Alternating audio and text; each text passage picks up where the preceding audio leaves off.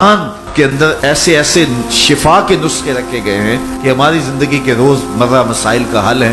مثال کے طور پہ آج کل ہر بندہ معاشی طور پہ پریشان ہے، تو سورہ واقعہ صرف 3 رکوعوں پر مشتمل ہے۔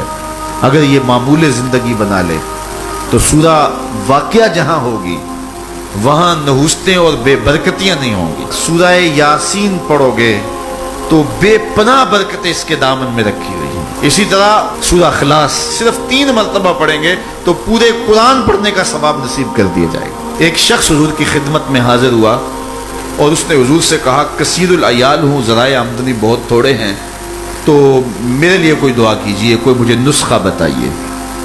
تو آقا کریم نے اس کو جو نسخہ بتایا سنو۔ فرمایا جب گھر جائے تو گھر والوں کو السلام علیکم کہہ دیا کرو۔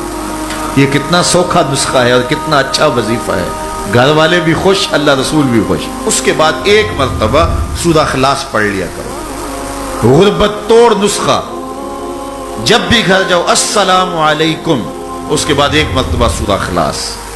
اور میرے حضور نے فرمایا کبھی ایسا ہو کہ تو گھر جائے، گھر میں کوئی بھی موجود نہ ہو، تو فرمایا عمل چھوڑنا نہیں، فسلم علیہ، پھر مجھے سلام کہہ دینا۔ وہ اپنے نام لیواؤں کو تنہا چھوڑتے کب ہیں، جہاں ہم دم نہ ہو کوئی وہاں سرکار ہوتے۔ وہ کہتے ہیں میں عمل شروع کر دیا، گھر جاتا السلام علیکم، اس کے بعد السلام علیکم کے بعد میں سورہ اخلاص 1 بار پڑھ دیتا۔ اس عمل کی برکت سے میں نے تو امیر ہونا ہی ہونا تھا، میرے ہمسائے بھی امیر ہو گئے، میرے ہمسائے بھی امیر ہو گئے۔ تو قرآن کو اپنی زندگی میں بسا لو، قرآن کو شامل کر لو، دنیا بھی سنورے گی، قبر بھی سنورے گی، نزا کا عالم بھی سنورے گا، حشر میں بھی اجالے ہوں گے، جنت کی بہاریں بھی نصیب ہوں اور رسول اللہ کا ساتھ نصیب ہوگا۔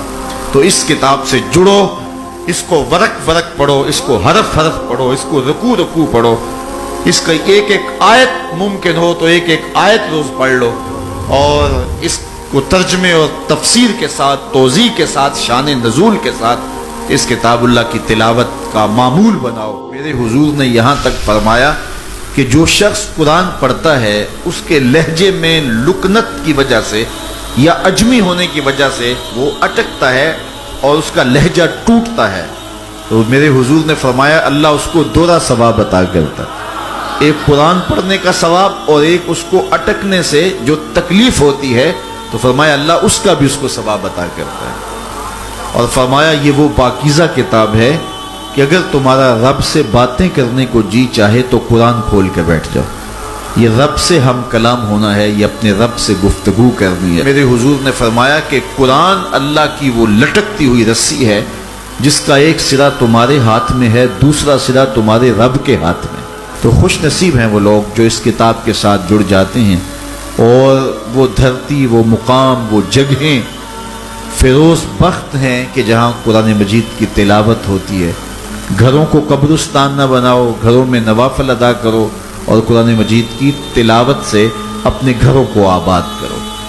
اگر گھر میں روزانہ کی بنیاد پہ قرآن مجید کی تلاوت کا معمول بن جائے تو پھر کوئی جن، کوئی بھوت، کوئی آسیب اور کوئی بدروح آپ کو تنگ نہیں کر سکتی۔ جہاں قرآن کی تلاوت تسلسل کے ساتھ ہوتی ہوگی وہاں جن نہیں ہوگا، وہاں ٹونے نہیں ہوں گے، وہاں جادو نہیں ہوگا، وہاں سایہ نہیں ہوگا، وہاں رحمت الہی کا سائبان تان دیا جائے گا۔ جہاں قرآن پڑھا جائے وہاں نزول باران ہوتا ہے، رحمتوں کی برسات ہوتی ہے۔ اور پھر اگر یہ جگہ اللہ کا گھر ہو، مسجد ہو، تو پھر تو دوہری برکت ہو جائے گی نا۔